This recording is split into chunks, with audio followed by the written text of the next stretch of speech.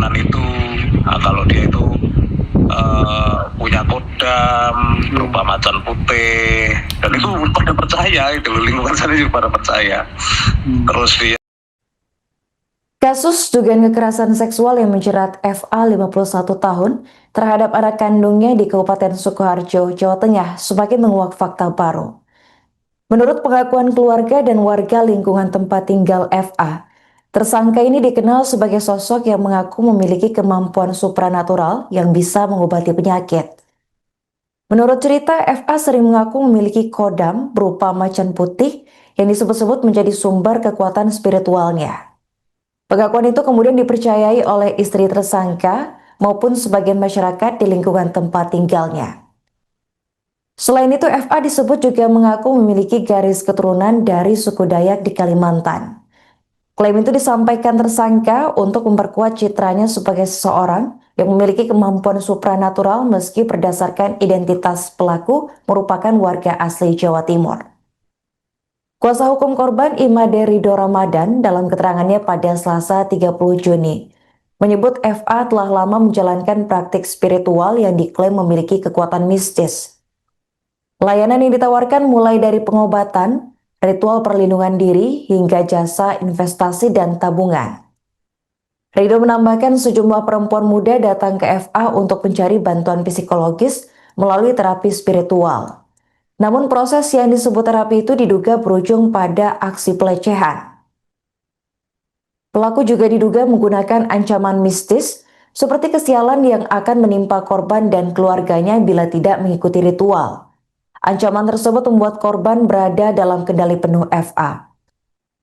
Tersangka disebut mempertontonkan atraksi supranatural seperti mengeluarkan benda dari tubuh korban untuk memperkuat keyakinan bahwa dirinya memiliki kemampuan gaib. Atraksi ini diduga menjadi cara ampuh untuk menjerat korban agar patuh. Munculnya dua korban baru setelah kasus ini viral membuat kuasa hukum menduga kasus ini hanyalah puncak dari fenomena gunung es. Ridho mengimbau masyarakat yang pernah mengalami perlakuan serupa agar berani melapor kepada pihak kepolisian. Hingga kini Polres Sukoharjo masih mendalami perkara ini dan membuka peluang pengembangan penyelidikan jika ada laporan tambahan. FA sendiri telah ditahan, sementara korban utama memilih meninggalkan Pulau Jawa untuk memulai hidup baru demi pemulihan trauma. Oh, kalau itu dari ibu korban itu, dari ibu korban dari yang korban. yang T ya, inisial yang awal itu yang ayah kandungnya itu loh. Ya, Itu kan kita belajar di mana? kita kan komunikasi intens. Itu memang itu benar adanya praktek perdukunan itu. Kalau dia itu punya kodam berupa macan putih, dan itu pada percaya, itu lingkungan sana juga pada percaya. Terus dia keturunan itu Oh, berarti aslinya orang Jawa Timur. Oh, Jawa Timur. Berarti dia itu ngakunya itu belajar di Kalimantan, suku. Belajar belum lupa nanya itu belajar di mana ya. Cuman pokoknya dia tahu punya kesaktian seperti itu karena dia keturunan. Oh, keturunan. Siap. Makanya dia punya mandau-mandau itu yang harus dijamas pakai darah gitu. Sering ribut sama tetangga juga kok. Oh iya toh. Sama tetangga kos itu, anak-anak kos itu kan pernah diancam pakai senjatanya itu. Karena entah cekcoknya tentang apa, yang saya dengar itu tentang apa ya, saling melotot gitu loh. Itu langsung ngeluarin itu, selalu apa namanya, sangkur apa itu. Apa namanya pedangnya itu? Apa namanya? Mandau. Oh, kalau itu dari ibu korban itu, dari ibu korban yang yang T ya, inisial yang awal itu yang ayah kandungnya itu loh. Ya, itu kan kita kan komunikasi, menarik paku, menarik rambut dari tubuh korban dengan trik-trik sulap itu. Tapi ya kondisi seperti itu ya pelapor ini kan nggak tahu, korban nggak tahu. Lalu muncul Kasus pencabulan anak oleh ayah kandung inisial FA 51 tahun di Sukoharjo, Jawa Tengah memasuki babak baru. Baru-baru ini muncul dua wanita yang mengaku sebagai korban dari aksi bejat tersangka. Salah satu korban dengan inisial N mengaku bahwa tersangka ini menjalankan aksinya dengan modus awal menggunakan trik cabut paku di kepala. Setelahnya tersangka mulai meraba-raba bagian intim korban. Untuk informasi selengkapnya akan dilaporkan langsung oleh jurnalis Tribun Solo, yakni rekan Anang Maruf.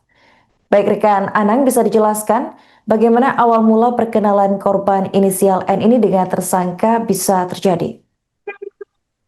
Baik, bagi rekan dan dari penulis dimanapun Anda berada, sebelum menjelaskan perkenalan dengan tersebut dan penulis pengungkapan pencabulan yang ini terungkap setelah anak dari tersangka ini melaporkan bapaknya dan sendiri profil kepolisian pada 16 April 2020 lalu terkait dengan dugaan kekerasan seksual terhadap dirinya. Dan beberapa waktu lalu akhirnya tersangka yang FA usia 51 tahun ini ditetapkan tersangka, dan beberapa hari lalu juga sudah dia digelar rilis dari pihak kepolisian Resor atau Polres Sidoarjo. Dan setelah adanya rilis tersebut, ada 2 perempuan yang itu menjadi korban dari FA ini. Hal itu dijelaskan oleh kuasa hukum korban yang Made Ridho Ramadan rekan Mas yang mengatakan kedua perempuan ini atau yang mengaku N ini, korban N ini warga kota Surakarta. Dia bercerita kepada kuasa hukumnya Made Ridho Rawan bahwa perkenalan mereka tersangka dan korban ini bermula dari adik dari N. Adik dari N ini sebelumnya ia sering nongkrong atau angkringan di salah satu tempat wedangan itu di daerah Kecamatan Kartosuro. Nah, dari situ adik N ini melihat tersangka apa ini mengaku memiliki keilmuan, dan memang sebelumnya Eva ini di lingkupan Kartosuro terkenal sebagai seorang yang bisa mengobati hal-hal mistis. Dari ADN ini, lalu ADN ini kemudian menceritakan kepada N ini, perempuan asal kota Surakarta, bahwa ada seorang laki-laki yang bisa menyembuhkan hal-hal mistis. Dan kemudian rekan Arin dan Tribun setelah itu N ini penasaran dan langsung menemui orang ini ke daerah Kecamatan Kartosuro atau di rumah kediamannya. Setelah itu berdua adik sama N ini bertemu dengan Eva, dan adik dari N ini diminta untuk keluar dari rumah tersangka, dan kemudian N ini diajak masuk di sebuah ruangan atau sebuah bentuk kamar begitu rekan Arin. Nah, dari saat itulah awal mula perkenalan tersangka FA ini, dan sekian rekan Arin. Baik, rekan bisa dijelaskan apa modus yang digunakan FA ini untuk mengelabui korban? Baik, keterangan dari kuasa hukumnya itu yang menjelaskan modus dari tersangka sendiri kemarin, bahwa tersangka ini memiliki ilmu mistis, dan saat ketika ada seseorang atau perempuan muda yang sedang konsultasi kepada tersangka ini mengatakan ada hal-hal buruk yang terjadi pada dirinya, sehingga korban ini merasa takut dan mencoba untuk melakukan pembersihan menurut tersangka ini. Kemudian nanti takut dan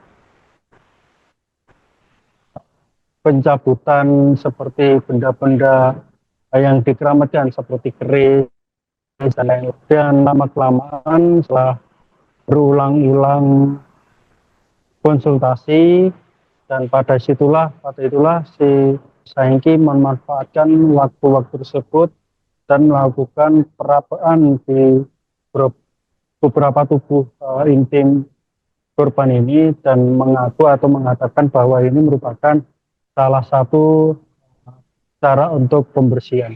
Sekian rekan Arif.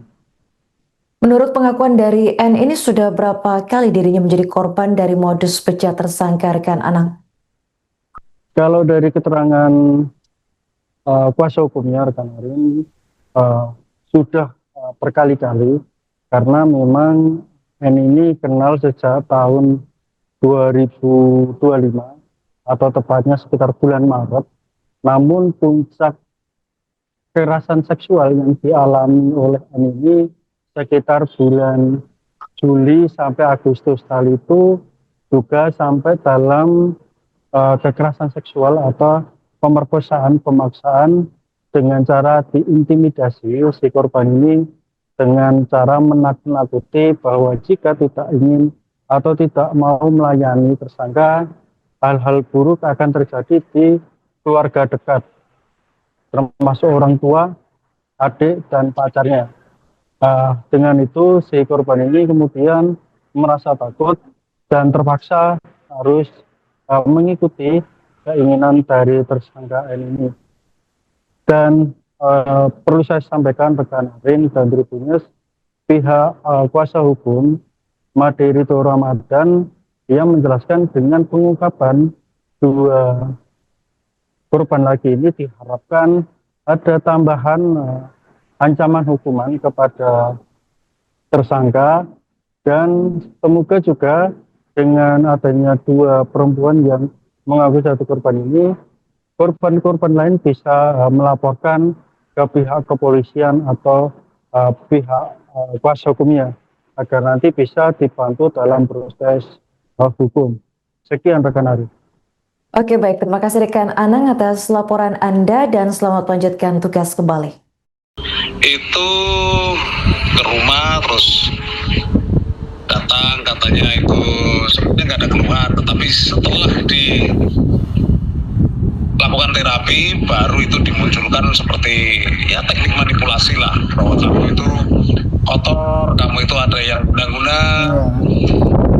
Mulailah dia beratraksi dengan menarik paku, menarik rambut dari tubuh korban dengan trik-trik sulap itu.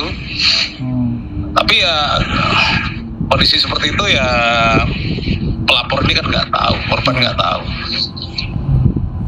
Lalu muncullah di awal-awal Maret itu sudah mulai melakukan pelecehan, meraba bagian intim, terus apa ya, memasuk korban dengan dalih bahwa itu bagian dari pembersihan, melakukan serangkaian tipu muslihat dengan fitnah bahwa selama ini kamu diguna-guna ya dengan pacarmu sendiri, maka kamu harus tak pageri. Berlanjut seperti itu, puncaknya itu kan di bulan Juli 2025 itu di suatu hari memanfaatkan ketidakberdayaan korban, masih dengan modus pengobatan, terjadi tindakan pemerkosaan secara paksa terhadap korban di rumah terlapor. Dengan apa? Dengan intimidasi, paksaan, intimidasi di awal dan paksaan di pasca kejadian itu. Intimidasinya adalah kalau kamu tidak mau, nanti adikmu, keluargamu, pacarmu itu nanti menjadi tidak selamat karena kesaktianku.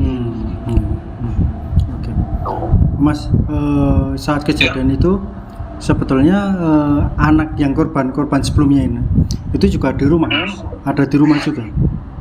Di rumah, semuanya di rumah itu. Itu siang malam, Mas, terlapor. kalau ceritanya waktu peristiwa. Ada siang, ada malam juga. Rata-rata siang. Rata-rata siang. Rata-rata siang. Mas, ini kan email-emailnya dukunnya, Mas. Kalau dari pengakuan klien jenengan yang saat ini, Itu dia itu dimintai tarif berapa sih mas kepada pelaku ini mas? Oh iya, tarif belum tak tanyain ya. Itu malah nggak, jarang dia disuruh bayar. Ada yang satu korbannya itu ditarif, Ya. diperas uangnya. Kalau yang ini tubuhnya gitu loh. Oh, karena dia udah Tubuhnya yang nuruti jadi dieksploitasi. nggak dimintai Setiap bayaran. itu minta pap atau minta video sampai call ya, ya. dalam keadaan bugil dengan tujuan pembersihan juga. Pemeriksaan juga. Oh. Berarti kalau yang klien ini nggak bayar, cuman dimanfaatkan ke tubuhnya Iya, itu, dieksploitasi. dieksploitasi Ya. gitu.